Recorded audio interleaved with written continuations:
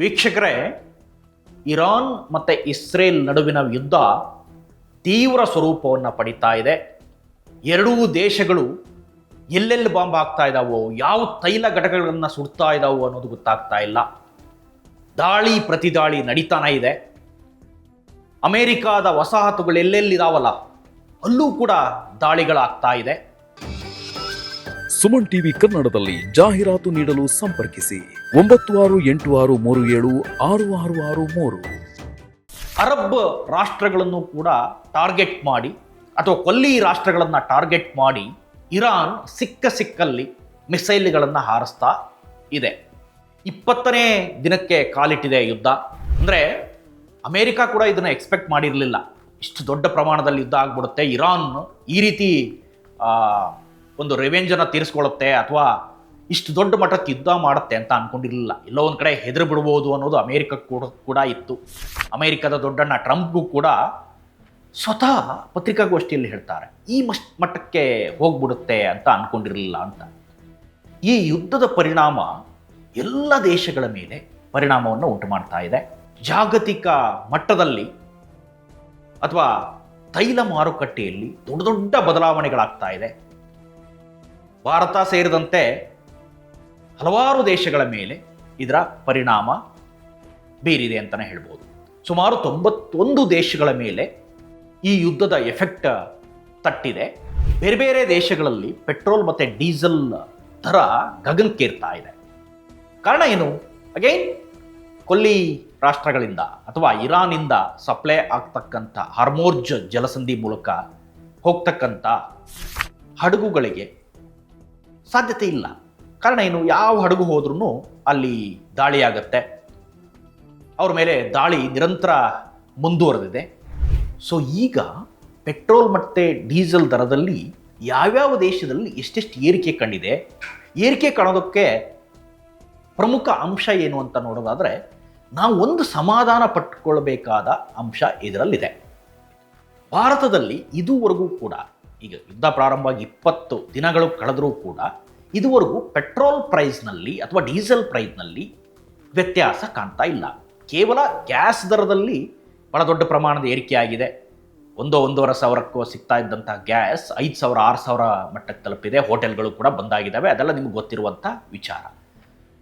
ಆದರೆ ಭಾರತೀಯ ಮಾರುಕಟ್ಟೆಯಲ್ಲಿ ತೈಲ ಬೆಲೆಯಲ್ಲಿ ಏರಿಕೆ ಆಗಿಲ್ಲ. ಸಹಜವಾಗಿ ಒಂದು ನಿರೀಕ್ಷೆ ಇತ್ತು, ತಕ್ಷಣದಲ್ಲಿ ಪೆಟ್ರೋಲ್ ಡೀಸೆಲ್ ಬೆಲೆ ಕೂಡ ಏರಿಕೆ ಆಗಿಬಿಡುತ್ತೆ, ಯಾಕೆಂದರೆ ಕ್ರೂಡ್ ಆಯಿಲ್ ಬರ್ತಾ ಇಲ್ಲ ಅನ್ನೋ ನಿರೀಕ್ಷೆ. ಆದರೆ ಮೋದಿಯವರ ಒಂದು ಮ್ಯಾಜಿಕ್ನಿಂದಾಗಿ, ಪ್ರಧಾನಿ ಮೋದಿಯವರ ಒಂದಿಷ್ಟು ನಿರ್ಧಾರಗಳಿಂದಾಗಿ ಇದುವರೆಗೂ ಪ್ರೈಸ್ ಹೈಕ್ ಆಗಿಲ್ಲ. ಆದರೆ ಬೇರೆ ಬೇರೆ ದೇಶಗಳ ಮೇಲೆ ಬಹಳ ದೊಡ್ಡ ಪ್ರಮಾಣದಲ್ಲೇ ವ್ಯತ್ಯಾಸ ಆಗಿದೆ ಅಂತಲೇ ಹೇಳ್ಬೋದು. ಸುಮಾರು 68% ಡೀಸೆಲ್ ಮತ್ತು ಪೆಟ್ರೋಲ್ ಬೆಲೆಗಳು ಏರಿಕೆಯಾಗಿದ್ದಾವೆ ಬೇರೆ ಬೇರೆ ದೇಶದಲ್ಲಿ. ಹಾಗಾದರೆ ಯಾವ್ಯಾವ ದೇಶದಲ್ಲಿ ಏರಿಕೆ ಆಗಿದೆ ಅನ್ನೋದ್ರ ಬಗ್ಗೆ ನನ್ನ ಬಳಿ ಒಂದಿಷ್ಟು ಮಾಹಿತಿ ಇದೆ. ಜಾಗತಿಕ ಮಾರುಕಟ್ಟೆಯಲ್ಲಿ ನೀವು ಇಂಟರ್ನೆಟ್ನಲ್ಲಿ ಏನಾದರೂ ನೋಡಿದರೆ ಯಾವ್ಯಾವ ದೇಶದಲ್ಲಿ ಪೆಟ್ರೋಲ್ ಬೆಲೆ ಎಷ್ಟೆಷ್ಟು ಇರುತ್ತೆ ಅಥವಾ ಇದೆ ಅನ್ನುವ ಮಾಹಿತಿ ಸಿಗುತ್ತೆ. ಈಗ ನನ್ನ ಬಳಿ ಇರುವಂಥ ಮಾಹಿತಿ ಪ್ರಕಾರ ಕೆಲವಾರು ದೇಶಗಳಲ್ಲಿ ಒಂದು 10-15 ದೇಶಗಳನ್ನು ತಗೊಂಡ್ರೆ ಭಾರತದಲ್ಲಿ ಪೆಟ್ರೋಲ್ ಡೀಸೆಲ್ ಬೆಲೆ ಏರಿಕೆ 0 ಇದೆ. ಅಂದರೆ ಯಾವುದೇ ಬದಲಾವಣೆಗಳಾಗಿಲ್ಲ. 20 ದಿನದ ಹಿಂದೆ ಹೆಂಗೆ ಪ್ರೈಸ್ ಇತ್ತಲ್ಲ ಅದೇ ಪ್ರೈಸ್ನಲ್ಲಿ ಈಗ ಪೆಟ್ರೋಲ್ ಡೀಸೆಲ್ ಬೆಲೆ ಸಿಗುತ್ತೆ. ನೀವು ರಾಜ್ಯವಾರು ತೆಗೆದುಕೊಂಡ್ರೆ $1-2 ವ್ಯತ್ಯಾಸ ಇರುತ್ತೆ, ಅದೆಲ್ಲ ಯಾವಾಗಲೂ ಇರುತ್ತೆ, ಈಗ ಅಂತಲ್ಲ. ಲಾವೋಸ್ನಲ್ಲಿ ಅತಿ ಹೆಚ್ಚು ಏರಿಕೆಯನ್ನು ಕಂಡಿದೆ. ಲಾವೋಸ್ ದೇಶದಲ್ಲಿ 32.99% ವ್ಯತ್ಯಾಸ ಆಗಿದೆ ಹಿಂದೆ ಇದ್ದ ಬೆಲೆಗೂ ಅಥವಾ ಈಗಿದ್ದ ಬೆಲೆಗೂ. ಆಸ್ಟ್ರೇಲಿಯಾದಲ್ಲೂ ಕೂಡ ಸಮಾನ ಪ್ರಮಾಣ, ಅಂದರೆ 32.43% ವ್ಯತ್ಯಾಸವನ್ನು ಕಾಣ್ತಾ ಇದೆ. ವಿಯೆಟ್ನಾಮಲ್ಲಿ 32% ವ್ಯತ್ಯಾಸ ಆಗಿದೆ. ಪಾಕಿಸ್ತಾನದ ಮೇಲೂ ಕೂಡ ಇದರ ಎಫೆಕ್ಟ್ ತಟ್ಟಿದೆ. ಪಾಕಿಸ್ತಾನದಲ್ಲೂ ಕೂಡ 25% ಏರಿಕೆಯನ್ನು ಕಂಡಿದೆ. USA ಯಲ್ಲಿ 23%, ಕಾಂಬೋಡಿಯಾದಲ್ಲಿ 19.37% ವ್ಯತ್ಯಾಸ ಆಗಿದೆ. ಕೆನಡಾದಲ್ಲೂ ಕೂಡ ಪೆಟ್ರೋಲ್ ಬೆಲೆ, ಅಂದರೆ ಇದು ಏರಿಕೆ ಹೇಳ್ತಾ ಇರೋದು ನಾವು, 17.33% ವ್ಯತ್ಯಾಸ ಆಗಿದೆ. ಜರ್ಮನಿಯಲ್ಲಿ 12.64% ವ್ಯತ್ಯಾಸವನ್ನು ಕಂಡಿದೆ. ಇನ್ನು ಲೆಬನಾನ್ನಲ್ಲಿ 11.76% ವ್ಯತ್ಯಾಸ ಆಗಿರುವಂಥದ್ದು. ಫ್ರಾನ್ಸ್ ದೇಶದಲ್ಲಿ 9.80. ಇನ್ನು ಟರ್ಕಿ ದೇಶದಲ್ಲಿ 7.69 ಅಷ್ಟು ವ್ಯತ್ಯಾಸ ಆಗಿದೆ. ಜಪಾನ್ನಲ್ಲಿ 0.71, ಇದು ಕಡಿಮೆ ಇದೆ. ಇಂಡಿಯಾದಲ್ಲಿ 0.00, ಅಂದರೆ ಯಾವುದೇ ವ್ಯತ್ಯಾಸ ಆಗಿಲ್ಲ. ನಾನು ಮೊದಲೇ ಹೇಳಿದೆ, ಮೋದಿ ಮ್ಯಾಜಿಕ್ ಅಂದರೆ ಏನು, ಯಾಕಾಗಿ ಇಂಡಿಯಾದಲ್ಲಿ ಪೆಟ್ರೋಲ್ ಬೆಲೆ ಇದುವರೆಗೂ ಜಾಸ್ತಿ ಆಗಿಲ್ಲ ಅಂತ ನೋಡಿದ್ರೆ, ಬೇರೆ ದೇಶಕ್ಕೂ ನಮ್ಮ ದೇಶಕ್ಕೂ ಸ್ವಲ್ಪ ವ್ಯತ್ಯಾಸ ಇದೆ. ಯಾಕೆಂದರೆ ಪೆಟ್ರೋಲ್ ಬೆಲೆ ಜಾಗತಿಕ ಮಾರುಕಟ್ಟೆಯಲ್ಲಿ ಕೆಲವು ದೇಶಗಳು ರಿಯಲ್ ಟೈಮ್ಗೆ ಅಡ್ಜಸ್ಟ್ ಆಗಿರ್ತವೆ. ಪ್ರತಿ ಕ್ಷಣವೂ ಕೂಡ ಏರಿಕೆ ಇಳಿಕೆಯನ್ನು ಕಾಣ್ತಾ ಇರುತ್ತೆ. ನಮ್ಮಲ್ಲೂ ಕೂಡ ಹಿಂದೆ ಇದೇ ಪರಿಸ್ಥಿತಿ ಇತ್ತು. ಮನಮೋಹನ್ ಸಿಂಗ್ ಆಡಳಿತ ಇದ್ದಂಥ ಸಂದರ್ಭದಲ್ಲಿ ರಿಯಲ್ ಟೈಮ್ ಏರಿಕೆ ಆಗ್ತಾ ಇತ್ತು. ಪ್ರತಿ ಕ್ಷಣಕ್ಕೂ ಕೂಡ ಏರಿಕೆ ಇಳಿಕೆಗಳು ಅಥವಾ ಪ್ರತಿದಿನ ಕೂಡ ಏರಿಕೆ ಇಳಿಕೆಯನ್ನು ಕಾಣ್ತಾ ಇದ್ದೀವಿ. ಆದರೆ ಈಗ ನಮ್ಮಲ್ಲಿರುವ ನಿಯಮದ ಪ್ರಕಾರ ರಿಯಲ್ ಟೈಮ್ ಏರಿಕೆ ಇಲ್ಲ. ಪೆಟ್ರೋಲ್ ಬೆಲೆಯನ್ನು ನಿಗದಿಪಡಿಸುವುದು ಸರ್ಕಾರದ ಕೈಲಿದೆ.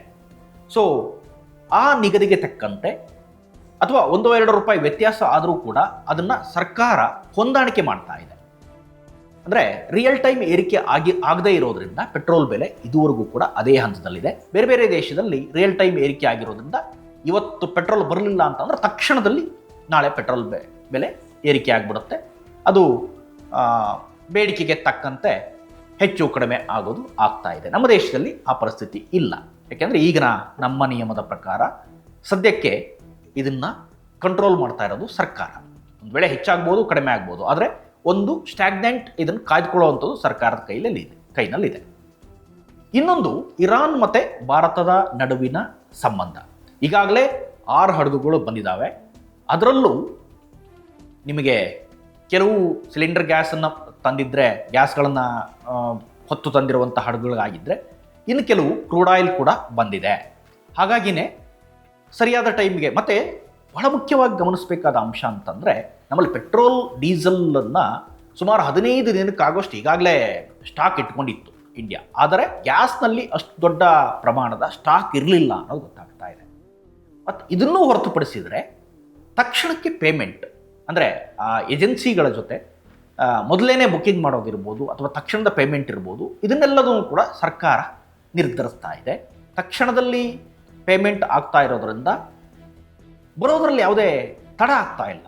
ಬರುವಂಥ ಹಡಗುಗಳಲ್ಲಿ ತಕ್ಷಣಕ್ಕೆ ಅವ್ರಿಗೆ ಪೇಮೆಂಟು ಸಿಗುತ್ತೆ, ಮತ್ತು ಮೊದಲೇ ಬುಕ್ಕಿಂಗ್ ಅಥವಾ ಆರ್ಡರ್ ಇದೆಲ್ಲವೂ ಕೂಡ ಸರಿಯಾಗಿ ಪ್ಲೇಸ್ಮೆಂಟ್ ಮಾಡ್ತಾ ಇದೆ ಅನ್ನೋದು. ಅಂದರೆ ಮೋದಿಯವರು ಅಧಿಕಾರಿಗಳಿಗೂ ಕೂಡ ಇದೇ ಸೂಚನೆಯನ್ನು ಕೊಟ್ಟಿದ್ದಾರಂತೆ. ಹಾಗಾಗಿ ಅಧಿಕಾರಿಗಳು ಆ ನಿಯಮವನ್ನು ಪಾಲಿಸ್ತಾ ಇದ್ದಾರೆ. ಮತ್ತು ಆಲ್ರೆಡಿ ನಮ್ಮಲ್ಲಿ ಸ್ಟಾಕ್ ಇದ್ದಿದ್ದರಿಂದ ಇದುವರೆಗೂ ಅಲ್ಲಿನಿಂದ ಕೊಡ್ತಾ ಆಗಿಲ್ಲ. ಆದರೆ ಯುದ್ಧ ಇದೇ ರೀತಿ ಮುಂದುವರೆದಂಥ ಸಂದರ್ಭದಲ್ಲಿ ಮುಂದೆ ಕೆಲವು ಚೇಂಜಸ್ ಆಗ್ಬೋದು. ಸದ್ಯಕ್ಕಂತೂ ಪೆಟ್ರೋಲ್ ಡೀಸೆಲ್ ಬೆಲೆಯಲ್ಲಿ ಸ್ಥಿರತೆಯನ್ನು ಕಾಪಾಡಿಕೊಳ್ಳೋದ್ರಲ್ಲಿ ಭಾರತ ಮುಂದಿದೆ. ಯಾವುದೇ ವ್ಯತ್ಯಾಸ ಇದುವರೆಗೂ ಆಗಿಲ್ಲ. ಬೇರೆ ಬೇರೆ ದೇಶಗಳ ವ್ಯತ್ಯಾಸದ ಪರ್ಸೆಂಟೇಜನ್ನು ನೀವು ನೋಡಿದ್ರಿ, ಸುಮಾರು 68%ವರೆಗೂ ವ್ಯತ್ಯಾಸ ಆಗಿದ್ದಂಥ ಸಂದರ್ಭದಲ್ಲಿ ಭಾರತದಲ್ಲಿ ಅದರ ಎಫೆಕ್ಟ್ 0ದಲ್ಲಿದೆ.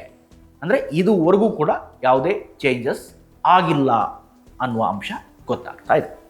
ಇದಿಷ್ಟು ಈ ಕ್ಷಣದ ಅಪ್ಡೇಟ್ಸ್. ಇಂಥದೇ ಮತ್ತಷ್ಟು ಕಂಟೆಂಟ್ಗಾಗಿ ನೋಡ್ತಾ ಇರಿ ಸುಮನ್ ಟಿವಿ ಕನ್ನಡ. ಹಾಗೆಯೇ ನೀವೇನಾದರೂ ನಮ್ಮ ಚಾನಲ್ನ ಸಬ್ಸ್ಕ್ರೈಬ್ ಮಾಡಿಲ್ಲ ಅಂತಾದರೆ ಈ ಕೂಡಲೇ ಸಬ್ಸ್ಕ್ರೈಬ್ ಮಾಡಿ, ಶೇರ್ ಮಾಡಿ ಮತ್ತು ಲೈಕ್ ಮಾಡಿ. Thank you.